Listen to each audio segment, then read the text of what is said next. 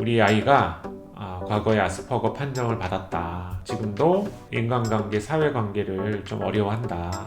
이제는 어느 정도 성인이 돼서 이해할 만한 나이가 됐는데 이런 병을 있었다는 거를 이야기해 주는 게 맞느냐.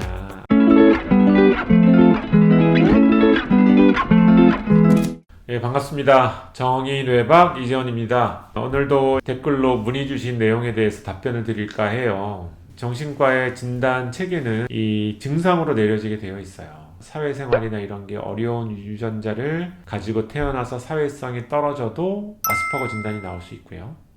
그렇지 않고 어렸을 때 그냥 혼자 있는 시간이 많았고 사회로부터 격리가 되어 있었고 이러다 보니까 지금 사회생활이 어렵다. 이래도 아스퍼거 판정이 나오게 됩니다. 지금 정신과 진단이라고 하는 게 생물학적인 어떤 근거를 가지고 내리는 진단이 사실은 아닌 거예요. 정신과 선생님들도 흔히 하는 오류 중에 한 가지가 왜 지적 기능이나 이런 것들이 왜 떨어지는지에 대한 여러 가지 어떤 분석 이런 것들이 없이 무조건 증상을 보고, 예를 들면은 어떤 아이가 약간 ADHD 성향이 있어요. 이러다 보니까 IQ 검사할 때 산만해가지고 제대로 답변을 못했어요. 그러니까 지적장애 수준으로 지능이 확 떨어지는 걸 나왔어요. 그래서 의사 선생님이 보고 얘가 지능이 이거밖에 안 되네. 얘는 이제 지적장애예요. 이거는 굉장히 큰 오산이죠. IQ 검사를 하려면 이 아이의 뇌 컨디션이나 여러 가지가 가장 좋았을 때 검사를 해야 IQ 검사가 제대로 나오는 거죠. 보통 IQ가 변하지 않는 거라고 생각을 하시는 분들이 많아요. 근데 저희 병원에 오는 친구들은요, 뭐 일본에서 왔던 친구가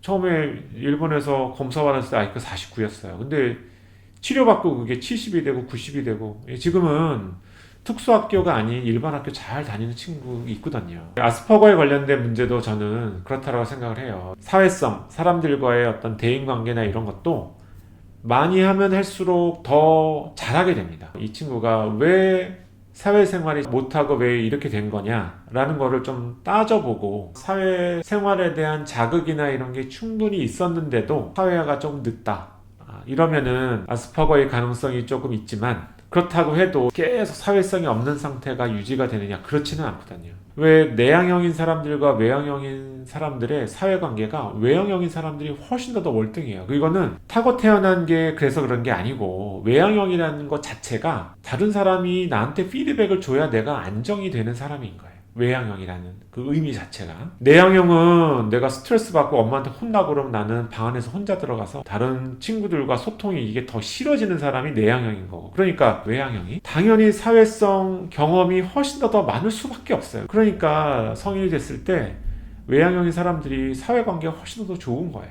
그러면 내향형이면 사회관계가 안 좋으냐? 이런 사람들도 계속 성장을 하면서 어울리고 소통하고 이러면서 사회적인 관계가 훨씬 더 좋아지고 나아질 수가 있어요. 그래서 아스퍼거라고 해도 이 사회성을 방해하는 어떤 요인들을 조금씩 줄여주고, 남한테 불편하게 하는 행동들을 수정할 수 있게 도와주고, 자꾸만 다른 사람들과 만날 수 있는 기회를 제공해주고, 이런 걸로 사회성이 계속 조금씩 개발이 되고 나아질 수 있는 여지가 있는 거죠. 환경적인 자극이 없는데 사회성 발달이 그냥 확 이루어지는 게 아니에요.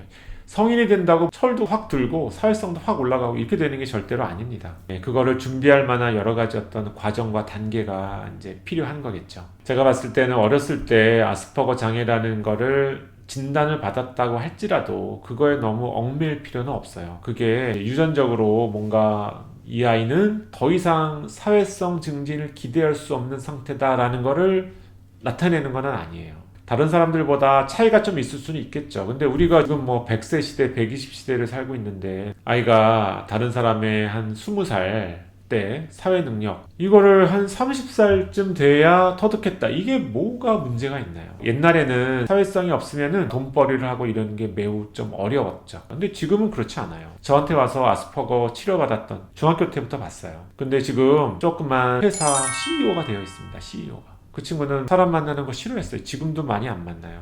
근데 그 친구는 컴퓨터 좋아해가지고 계속 영상 만들고 이것만 그냥 좋아해가지고 주구장창했어요. 그래서 지금 영상 편집을 너무너무나 잘해요. 저 역시도 마찬가지예요.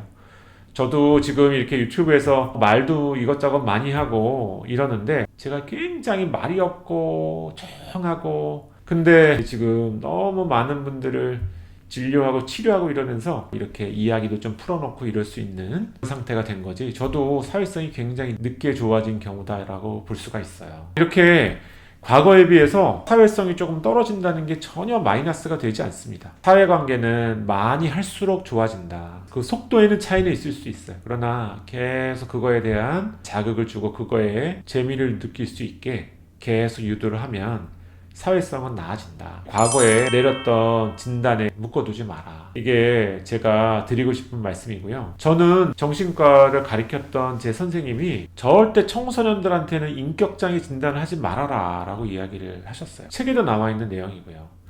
그래서 아직 청소년은 어떤 인격으로 성인이 될지 알 수가 없습니다. 아직 뇌가 완전히 다 이제 만들어지고 굳어진 상태가 아니기 때문에 언제든지 변화가 가능해요. 근데 최근에 어떤 유튜브에서 나온 선생님들은 아직 성인의 나이가 되지 않았는데 어떤 인격장애 얘기들을 많이 하고 이러시더라고요. 그래서 이거는 잘못된 거다. 자, 그래서 어떤 진단의 카테고리에 자꾸만 뭔가를 몰아넣지 마라. 인간은 뭔가 많이 할수록 그 기능이 더 빨라지고 더 잘할 수 있게 되는 이런 유연성을 갖고 있는, 내가 노력하면 얼마든지 사람의 능력은 변화되고 바뀔 수가 있습니다. 이게 사회관계도 마찬가지입니다. 많이 할수록 더 잘할 수 있어요. 자, 오늘 궁금하셨던 내용에 답변이 되셨으면 좋겠습니다. 감사합니다.